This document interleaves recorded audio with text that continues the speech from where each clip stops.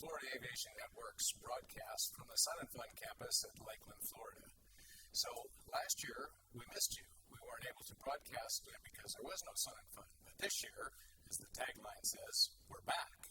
I'm Ron Timmermans, one of the many hosts for the Florida Aviation Network, and I want to welcome you to our broadcast today.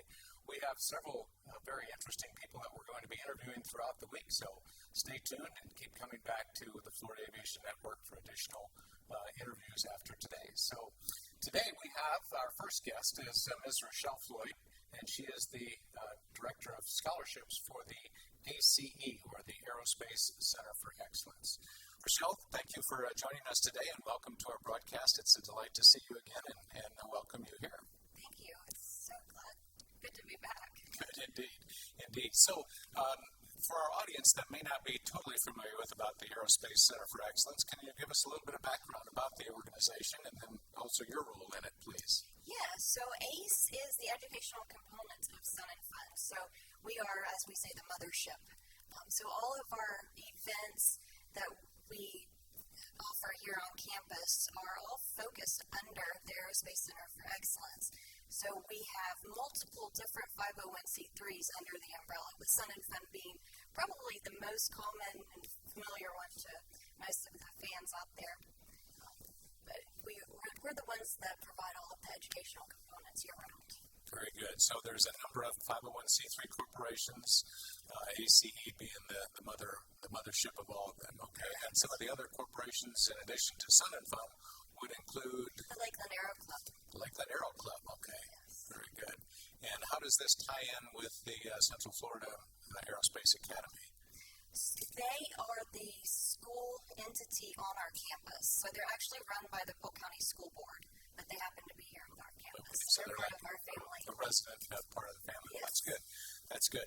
And so the Aerospace Center for Excellence, I recall, was reorganized somewhat a couple of years ago, and so the new organization running well, I'm sure, like a well-oiled machine now. Is that correct? Yes, that is correct. Good. And your role as Director of Scholarships is certainly intriguing. So you earn money then from various entities and donations, of course, and the like, and then you in turn put these back out to scholarships for flight training and college tuition. So our funds are from, because we own the building that the school is in, the lease that we receive from the Polk County School Board goes directly back into the scholarship funds. I see. And then other sources for funds for scholarship come from? A variety of donations, but for the most part it's from the lease that we just give back. I see. And approximately how much are you able to raise or give out in scholarships each year? On average, every year we give out about $300,000. $300,000 for flight training and educational scholarships and the like. And these go to deserving students, of course, yes. and aspiring pilots and the like. Do you do anything for maintenance training as well? Yes. We don't have a whole lot of students that are in the maintenance program here, so it is something that's starting to develop more as we move forward. But we are working towards scholarships in that we do provide internships for maintenance techs. I see. And these internships are at various A&P shops around the area? Yes, they're all based here in Lakeland. They are paid internships that we offer. And we have, through the Lakeland Aero Club, I'll give them credit for that, but they have sent a few students on scholarship to receive their certifications. Very good. And I think I saw something from Lights about the number of folks for whom have received scholarships for flight training. I believe there's a number is like over 100 now, is that correct? Well, there's 122 students who have received their private pilot certificate. So at any given time, I work with about 40 students in flight training.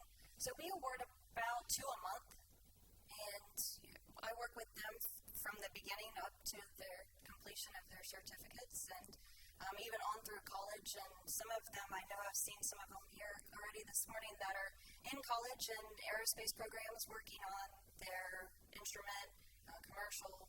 Some of them even become CFIs. Really? Oh, that's good.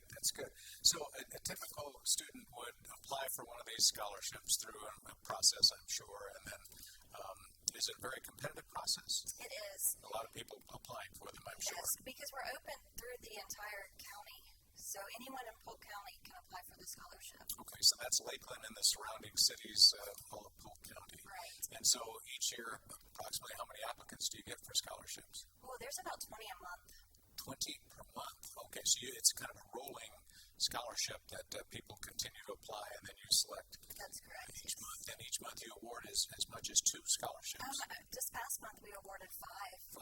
Wow. Yes. So it varies, but on average there's 2. And so these scholarships are how much of their flight training? It can pay for all of it and include a little bit of their instrument. Now there are some students that opt to go out and get a seaplane rating or tail wheel or something else, but for the most part it'll pay for their full certificate. Good. And this would be through some training entity, some flight training entity here at Lakeland or wherever the student might be. Yes, it's the school or instructor of their choice. I see. Very good. And so these scholarships amount to probably upwards towards to $12,000 per student. $12,000.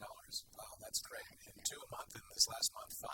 Yes. That's quite the success rate. Yes. That's wonderful. That's wonderful. And 122 students have already received their private pilot's license through this program. Some are working for airlines now.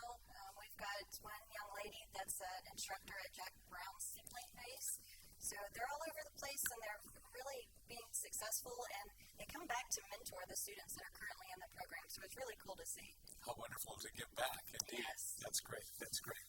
Well, as I was walking around this morning before coming here to the studio at the Piedmont hangar, I noticed a big building under construction there, something about Skylab. Yes. Can you tell us about Skylab and what's that all about? Okay, so during the pandemic, we didn't just sit around. We got busy on expanding our museum into what will now be more of an educational facility. So our new education director, Kimberly Brewer, I don't think she'll be interviewing with you guys, but she's got a lot of great things going on. She's actually partnered with Polk County School Board, and they're going to be bringing all of their 5th, 6th, 8th, and 11th graders here, I believe, to work in our facility here. So it's going to host up to 5 classrooms. There's all kinds of great technology that we've got planned to go in there, and with the addition of hiring some more educators. How exciting. How exciting. So last year, while all of us were trying to deal with and recover from a pandemic, no small thing, the Aerospace Center for Excellence stepped out boldly and said, we're going to continue our plans and begin the construction of the Skylab. Approximately how much was that investment? Well, we did have restricted donations, so the funds were donated for the sole purpose of the Skylab, and it was somewhere around $4 million. $4 million project started during the pandemic. Well, that certainly is being confident, and I'm delighted to see that. And when will it finish? From what I've been told, we're moving into our new offices in July. Okay. And so this is a construction project, and you're told you're going to be in there in July. Yes, we already have summer camps planned in there. They start in July as well. The teachers will be coming out for a workshop in August. So we're already booking the facility up for these educational programs. Very good. Very good. It's going to be ready. And will you yourself move there as well? Yes. Okay. That's exciting as well, I'm sure.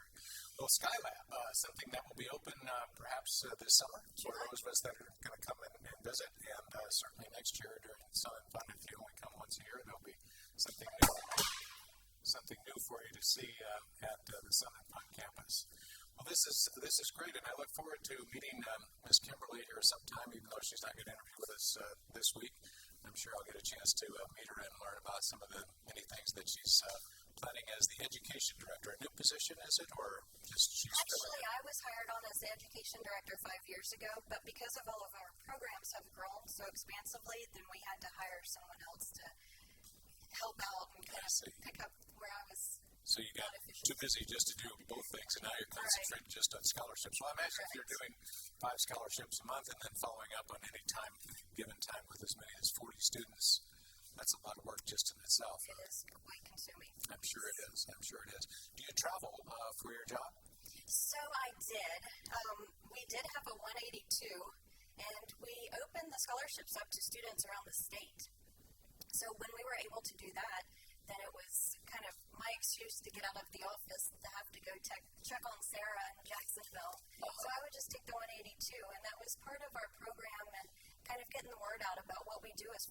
aviation all year round.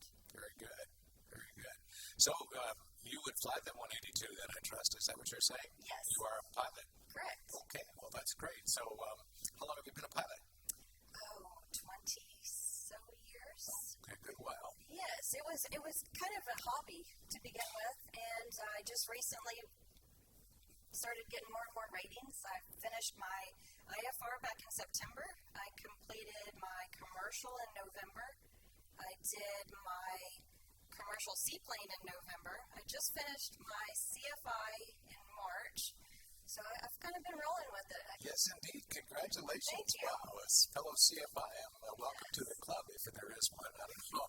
So, well, that's great. That's great. And do you have aspirations to become a CFI, an active participating CFI, or is it just another rating we're trying to accumulate? Well, I would like to do a little bit to help the students. The main goal for me, and what actually kind of just organically grew, was that I was able to help the students through the process because I was actually in there with them. So it was kind of a lead by example kind of role that I was playing. And now that I'm there, I've gotten to know the instructors really well. There's better communication between myself, the student, the instructor, so we keep the student on a better track. It's just all the way around, it's worked out in the best interest for the students. And I would love to do some instruction. We've got our Zenith over in the Bueller Center that we're currently building. And tell us about that. So you're building an airplane, a kit builder? Yes. So some of the students are assisting in the build, and it's a Zenith that's being modified for students. Some may be adults, but flight students with disabilities. Oh, really? Yes. Wow. So this is a whole new aspect of aviation education that very few get into, I imagine. Right. And it's very interesting the way the students have been involved with it, because one of our students who's here with us today actually designed a component to enable the instrument panel to be mobile, so you can kind of move it out of the way if you didn't have use of your legs or something for you to get inside the aircraft. And he designed it on the 3D printer, and so it's really interesting to see the ideas that the students have and how the development with the aircraft is coming along. So this student that did this design was part of the Aerospace Academy, or a different? Yes, he is a senior this year at CFAA. He's a James C. Ray Scholarship recipient. He's one of our Stratus students, so he's well on his way to great things. Wow. This is exciting. This is exciting indeed. So some of the scholarships are for flight training, and other scholarships are to allow some of these students to go on to seek college degrees. Is that correct? That is correct, yes. And are they restricted to just Florida or wherever they're in college of their choice? They are restricted to have a STEM focus. Okay, certainly that would make sense. The engineering or aviation, of course. Yeah, or science, indeed. Well, that's great. That's great. Well, you were mentioning just a few moments ago about the Zenith project, the airplane that you're building here. Who leads that project with supervision and overall? So one of our staff members, Andy Evans, is the manager of that particular project. We have partnered with Able Flight. Able Flight, okay. This is the arm that works with handicapped correct, yes. folks to make sure that it's compliant. Right. Very good. And so how far along are they in building the airplane? Not being an aircraft builder myself, it looks like an aircraft now. It does. That's good. That's good. There's probably a host of details to finish, I would imagine. Yes. But do they have a projected date by which they plan to fly? I think, from what I understand, the goal is to hopefully be flying by the end of the year.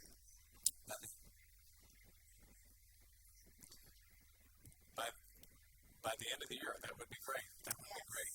Well, many things that are happening here at the Aerospace Center for Excellence. And Ms. Richele Floyd, our guest today, is right in the heart of everything going on, it seems like, and particularly with the scholarships that are being given out at an incredible rate and with great payback. So many young people here in the area are getting scholarships for flight training and scholarships for higher education and the like. And so it's just wonderful to be a part of this. And I'm sure you're excited to be a part of this as well, and very fulfilling as well. So thank you so much for your time here today, and it's been great seeing you and interviewing again. Thank you. So I thought we were winding down, but we actually have a few more minutes, so I did want to cover a couple other things if I could.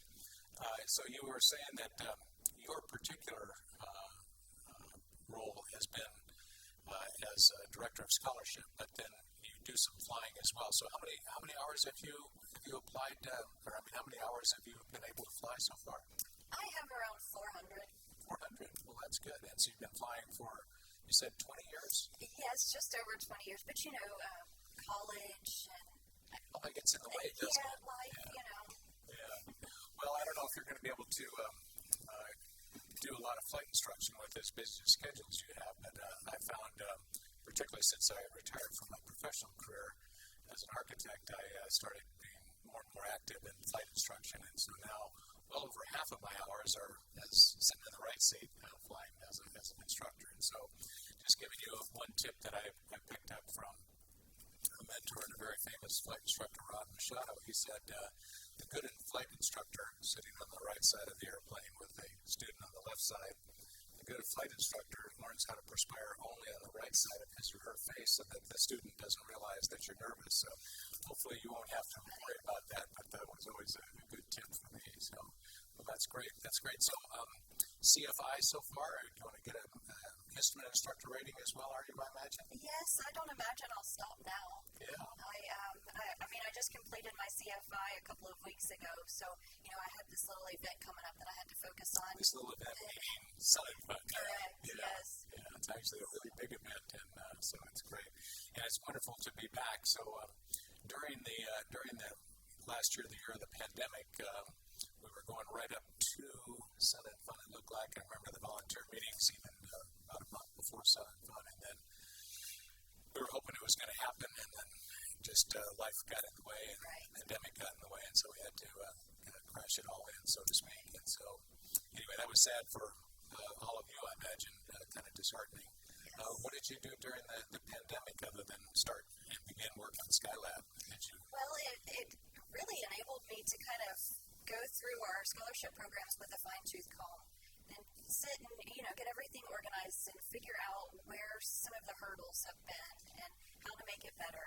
And that's what I mainly focused on was rewriting our programs and getting everything in a more organized manner. I see. So you made some specific improvements over the year? Yes. So we have kind of modified the programs because as I was speaking that I've gotten a better relationship with the instructors.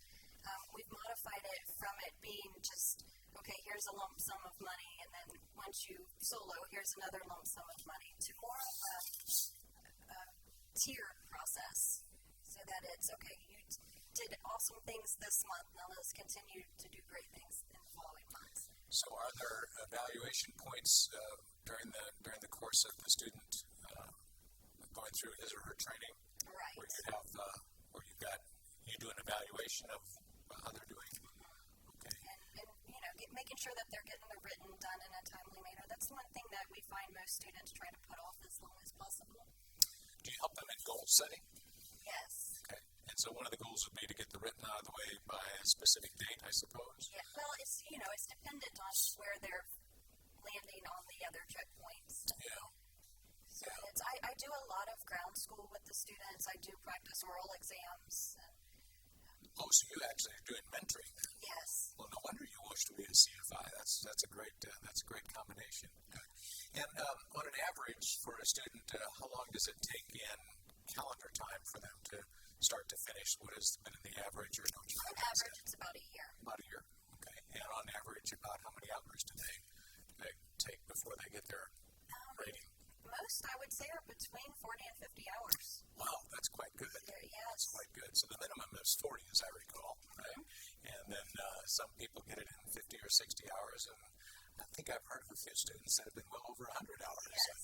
I don't think I was one of them, but it's been so far back I can't remember how many hours they had when I got my rating. So that's great. So the success rate has been phenomenally good. So this is good, and more students coming. The pipeline for students is anywhere in Florida they can apply. Is that what you said? Well, currently it's anywhere in Polk County. Oh, anywhere in Polk County. And Winter Haven High School now has their own aerospace program as well. So we're getting a lot of students applying for the scholarship from their program. Okay. So it's kind of word of mouth, and people are hearing about it. starting to apply. And we've really seen the application rates grow over the past year. Well, that's good. That's good. And never-ending source for applicants. That's good. And the James Ray Foundation is one of the underwriters for the scholarship program, as I recall. Yes, that is correct. Okay. Well, that's good. And so they've been a great supporter of aviation and scholarships, not just through ACE, but elsewhere throughout the country as well. So that's hats off to them, and that's great. Okay, so we've covered a bunch of things about the Aerospace Center for Excellence and the education arm as well as the scholarship arm. This is all great stuff, and I wish you the best, and I'm sure we're going to continue to see great things and great young people emerge from this program with either college educations or pilot licenses, and maybe not too distant future with aviation maintenance degrees and qualifications. All that would be really good. So anyway, we are going to wrap up this interview with Ms. Richele Floyd with the Aerospace Center for Excellence. She is the director of scholarships here. Very successful year this past year. Notwithstanding the pandemic, they moved out on beginning Skylab. They've awarded a number of scholarships. 5 just this last month, and more applicants coming in soon to be awarded scholarships, and this is great. We're really increasing the pilot pool and actually the maintenance pool and advancing STEM education for folks. So all these are really great things. I applaud you, Richele, along with your colleagues at the Aerospace Center for Excellence. We are making a big difference, and so thank you very much for being here today. Thank you for watching, and stay tuned. We've got other interesting interviews upcoming in the very near future.